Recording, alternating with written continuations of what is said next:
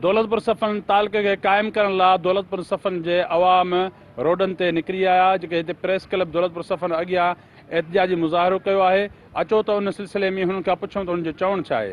नज़ीर भुट्टो शहीद राणी साहिबा जे तरफ़ां संदसि इंतिहाई सियासी बसीरत ऐं इंसानी हक़नि पटांदड़ दौलतपुर तहलको क़ाइमु कयो वियो। शहरी अॼु दौलतपुर तहलके जे क़ाइमु करण जे लाइ एहतिजाज तौर रोडनि ते निकितल आहिनि। दौलतपुर तहलको अॻु बि रहियो आहे। असांजो हिन वक़्तु सिर्फ़ु हिकिड़ो मुतालबो आहे त काज़ी अहमद तहलको पंहिंजी जाइ ते काज़ी अहमद खे बिल्कुलु तहलको रखियो वञे। हेॾां दौलतपुर सर्कल जेको आहे सावड़ी सर्कल आहे उनखे मिलाए दौलतपुर तहलको असांखे ॾिनो वञे। दौलतपुर जे अवाम जी बदकिस्मती आहे जो ही कंहिं टाइम में तालुको हुयो पर तालुके जो दर्जो हुन खां खसियो वियो।